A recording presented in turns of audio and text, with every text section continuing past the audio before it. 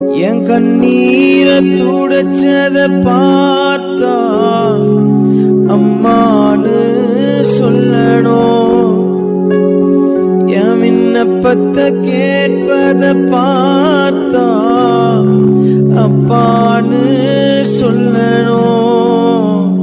என்ன ஆற்றுவதும் தேற்றுவதும் பார்த்தா அம்மான்னு சொல்லணும்.